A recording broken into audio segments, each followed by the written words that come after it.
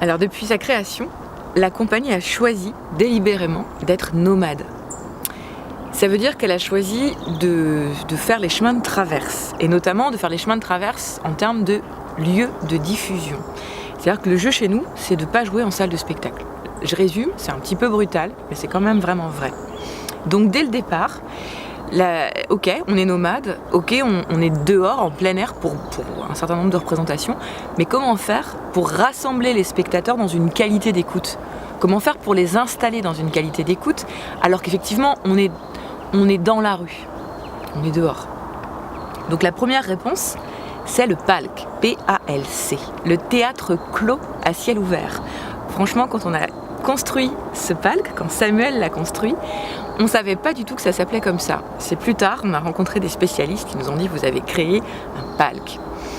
Donc c'est un petit cercle de bois et de toile, de croisillons, de 14 mètres de diamètre, où il y a simplement des toiles fixées dessus et puis une petite porte avec un rideau de velours rouge que vous passez. Et ce PALC, on y a accueilli jusqu'à 250 spectateurs.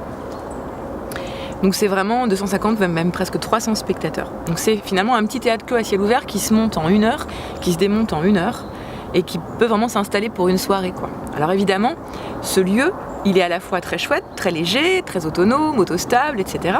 Mais il n'a pas de toit sur la tête. Il n'a que le ciel sur la tête. Et donc forcément, ça peut poser des sacrées limites climatiques. Donc, très vite, un peu pour jouer au départ, pour accompagner une création qui s'appelait Hansel et Gretel, on a imaginé une toute petite yourte. Samuel a construit une yourte, selon les plans vraiment traditionnels mongols.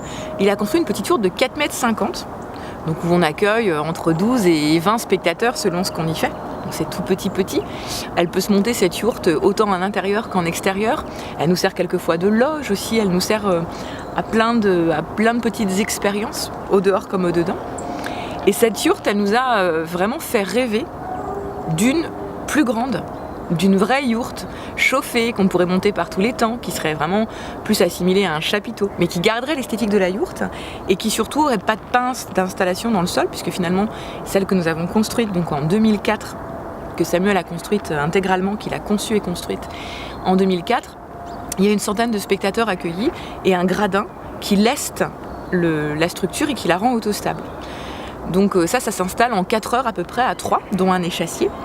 Et ça se démonte en 2h30, 3 heures. Donc ça s'installe sur un week-end, sur 2 jours, 3 jours minimum. Et c'est un lieu où on a un vrai plateau, où on a, c'est toujours pareil, la circonférence, le cercle, invite à une entrée en contact avec le spectateur, une proximité artiste-spectateur qui est merveilleuse, qui est magnifique, que moi je trouve nulle part ailleurs.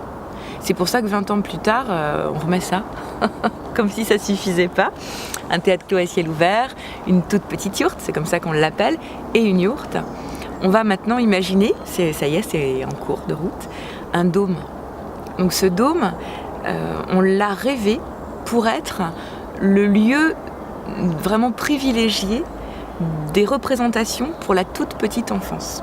On a vraiment imaginé un lieu dédié, où le contact soit tellement évident que ça soit vraiment une vraie magie. Et du coup, ce dôme va faire 6 mètres de diamètre, 28 mètres carrés au sol. Là, pas de gradinage, pas de prise au sol pour autant. C'est vraiment une chose autonome. On ne sait pas encore, c'est la surprise, en combien de temps exactement ça se monte. Mais on pense pouvoir monter ce dôme et le démonter dans la journée. Et c'est vraiment, ça va être un peu le petit frère de la yourte, donc dans l'esthétique, il va aussi lui correspondre pour pouvoir éventuellement monter des villages avec le dôme, la yourte, etc. Et ça, c'est donc la naissance qui aura lieu en février 2016. Ce dôme, que moi j'appelle le dôme des mômes, c'est vraiment cet espace consacré aux tout petits et à nos créations pour le très jeune public.